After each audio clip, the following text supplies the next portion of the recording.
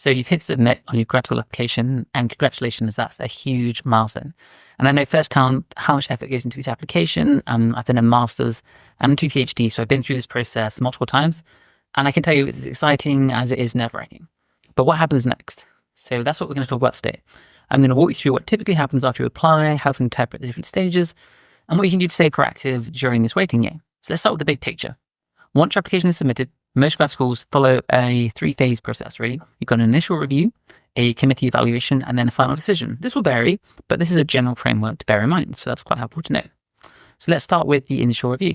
So this is the first stage. This is when your application is checked for completeness. Did you upload all of your transcripts? Are your recommendation letters in? Did you meet the basic eligibility criteria?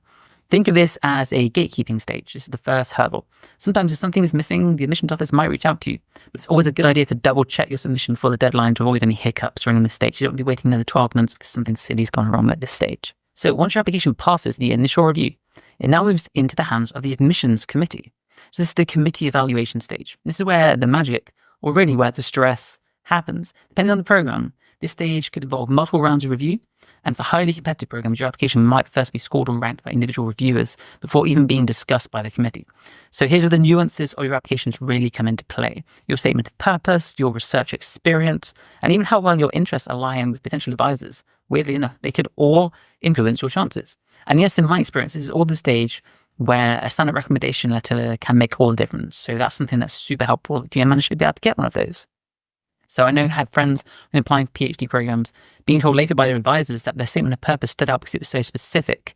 Rather than just saying something very general, broad, it detailed the kind of problems that they wanted to solve and why it mattered to them. And this showed why the program could help them do that. And the committees are always looking for that type of clarity and alignment with what they're trying to do. So rather than being general and broad, you want to really come across like an individual with a purpose. So the next stage, if applicable, would be interviews. Obviously, we all want to get to this stage. This is an exciting stage, but also quite scary.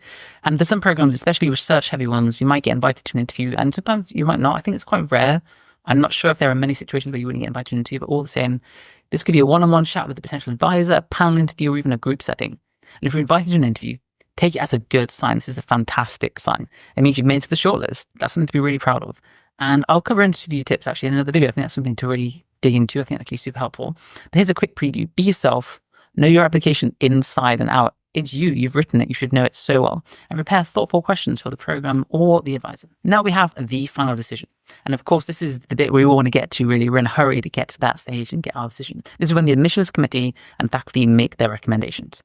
For some programs, this might be as straightforward as a yes or a no. Others, especially if funding is involved, may be additional layers of approval. So again, your mileage may vary depending on what your scenario is. But you'll usually hear back by email, or the decision might be posted on your application portal, depending on how it's set up for the different institution you're applying to. But be sure to check your spam folder too, because yes, I've heard of offers being missed due to misplaced emails. And of course, the Grad Cafe is here to help you, because you can head on over, see what other people who are applying for the same program at the same institution as you are doing. What's the status of their progress? Have they heard back yet? Are they in the middle of an interview? Have they been given an offer or not?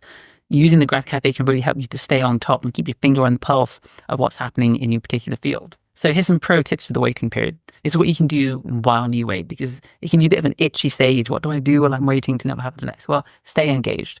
Use this time to learn more about the programs that you've applied to. Read the latest research, follow their social media, and get insights into their work culture. Of course, visit the Grad Cafe, visit the forum, engage with other people that are trying to do the same thing as you.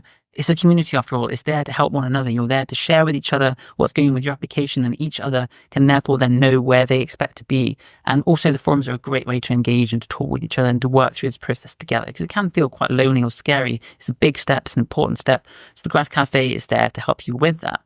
Of course, another thing to do, plan for interviews. Let's plan for success. It makes sense. Even if you haven't been invited yet, start preparing now. Practice answering common questions and have your elevator pitch ready, so to speak. I mean, why not? Why not get ready? And also explore backup options. It doesn't hurt to be prepared. While it's important to stay hopeful and optimistic, I'm an optimist, it's also wise to think about plan B. Could you strengthen your application for next year? Maybe apply for additional programs. These are great things to think about now. So do it while you've got the time to do it. While you're in this mode, you're in this zone, use the time wisely. So remember, submitting your application was the hardest part. Now it's about patience, preparation, and really staying positive. Your grad school application process can feel like a waiting game, but every step is a step closer to your overall goal. So I hope you found this video helpful. Be sure to check out our other videos where we dive deeper into topics like preparing for interviews and handling wait lists and other interesting areas of going through this grad school process. And as always, if you have any questions or you want to share your experiences, feel free to leave a comment. Love to hear from you. Hope you enjoyed this video, and I can't wait to see you in the next one.